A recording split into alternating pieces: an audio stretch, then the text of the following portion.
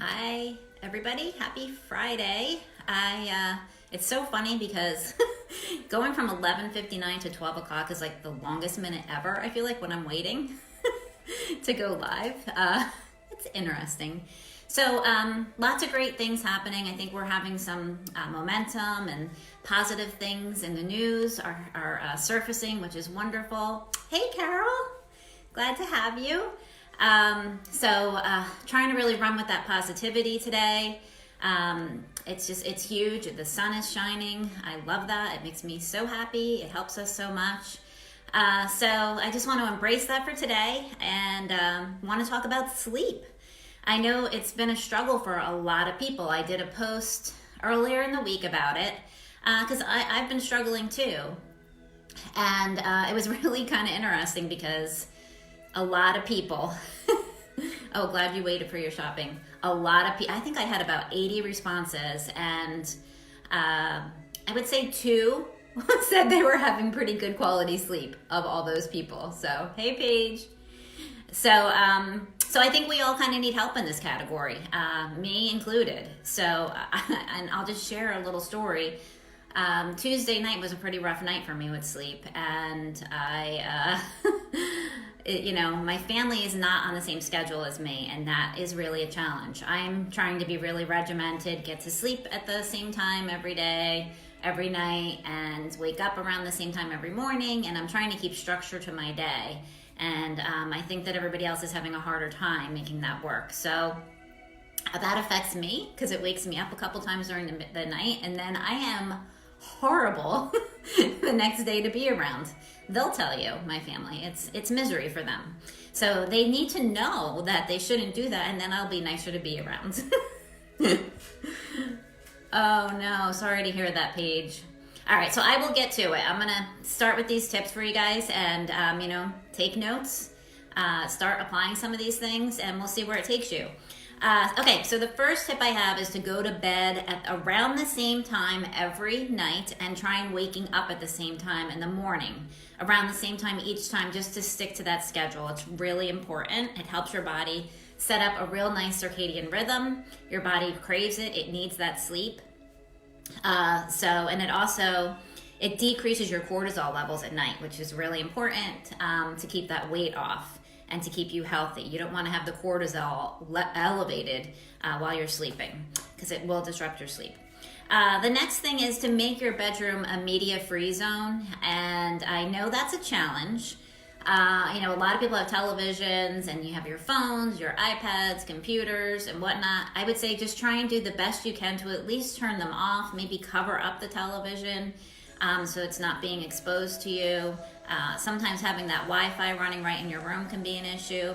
So what I've been doing, I'll share what I've been doing. So I'm going to bed around like 10:30.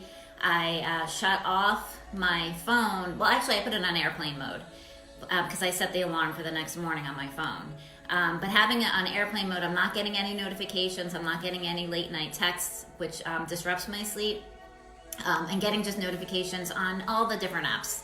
So it's just nice. I have it shut off, no interruptions, because that has woken me up in the past at like in the middle of the night, and then I can't fall back to sleep. So definitely recommend doing that.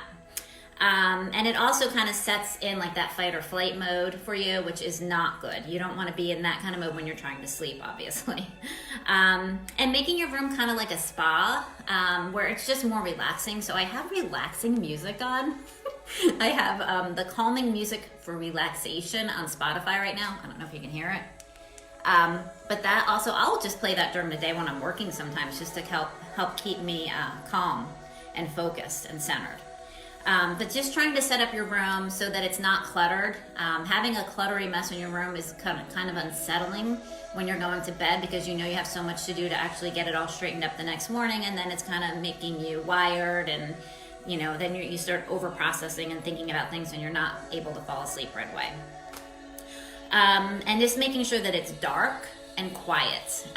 Getting like those darkening shades for your room is really big, and the curtains. You want it cool as well. And so what I do, even in the winter, I crack the window a little bit just to get a little bit of that fresh air in and that coolness. It makes me sleep so much better. And just being able to hear like the breeze outside is very calming. It's connecting you to nature. And I sleep so much better with that window cracked open. It's amazing what a difference it can make. Or, some people will wear an eye mask or earplugs. I will say I have not done that. I don't like anything on me.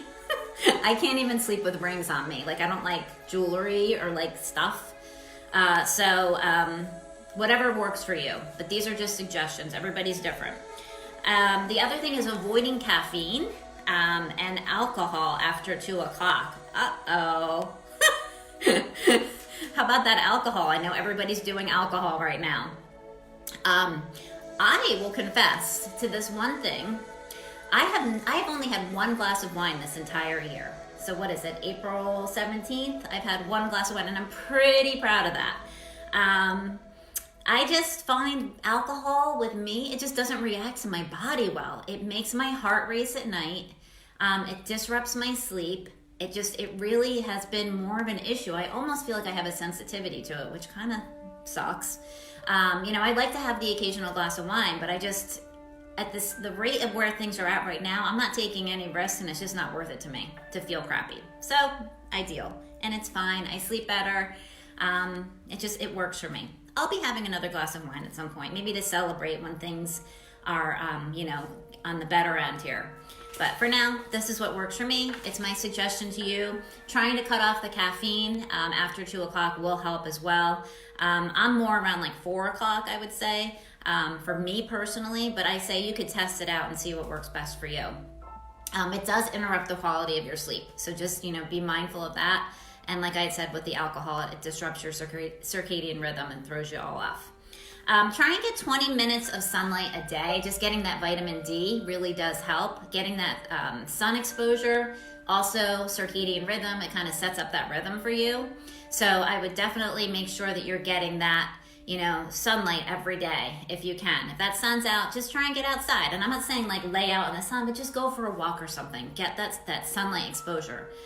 It's really great for you. And plus it gives you that vitamin D, which I'm all about. The next thing is just eating your last meal about 2 to 3 hours before you go to bed. The last thing you want to do is have a big meal before you go to bed, because it's going to disrupt your sleep. It's going to cause issues with your digestion. Your body is digesting the food, and your body, our bodies are pretty amazing in what it can do.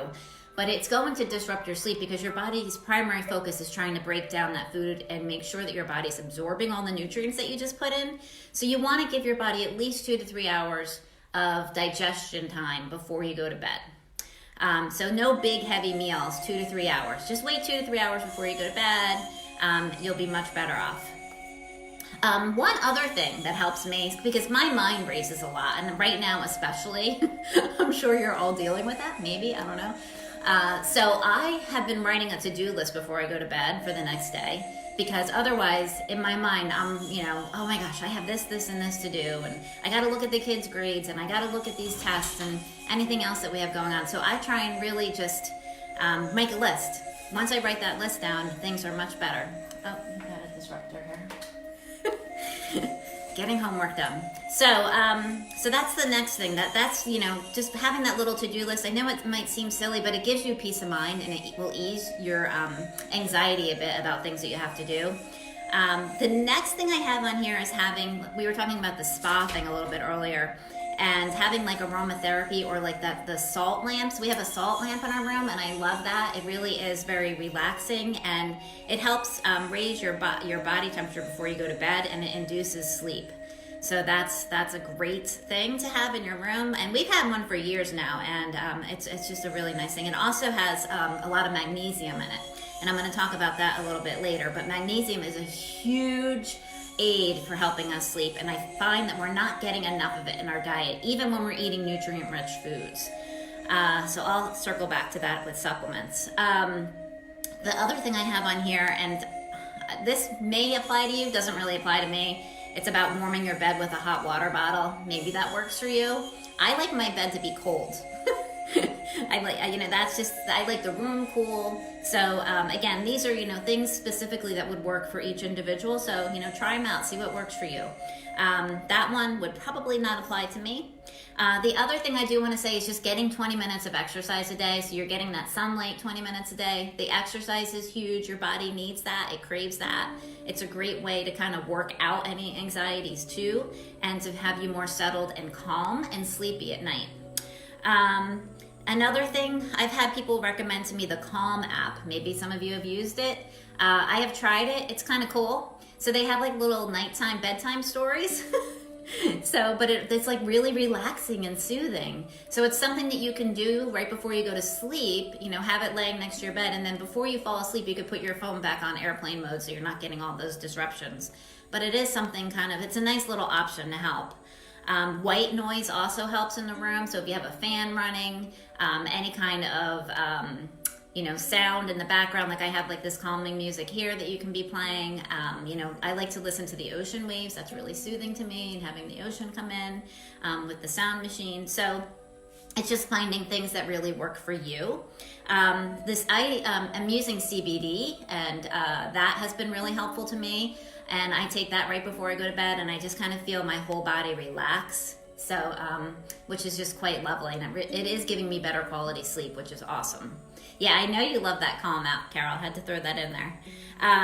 So the magnesium, I wanted to just say is, some people will just take a supplement. We can get it in our diet, of course. So you can get it from like leafy greens and seeds, beans, lots of different whole foods like avocados, even dark chocolate, which is good. You just got to watch the sugar.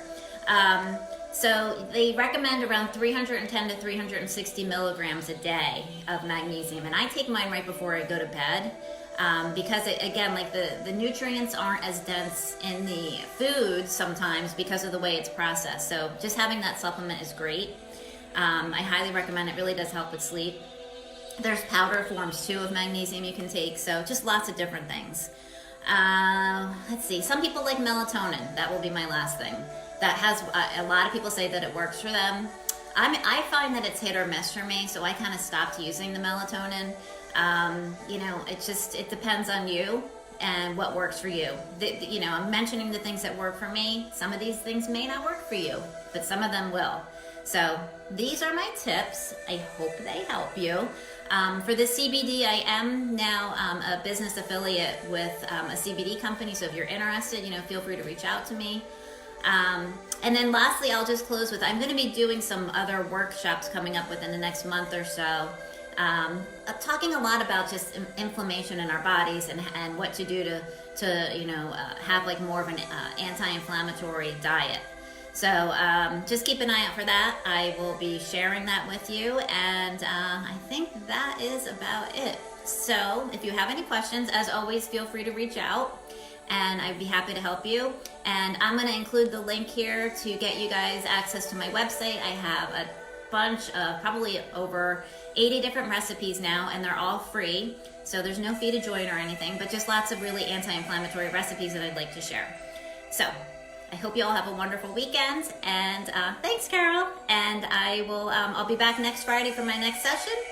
And topic to be determined. Get some great sleep this weekend. Don't derail. Have a good one.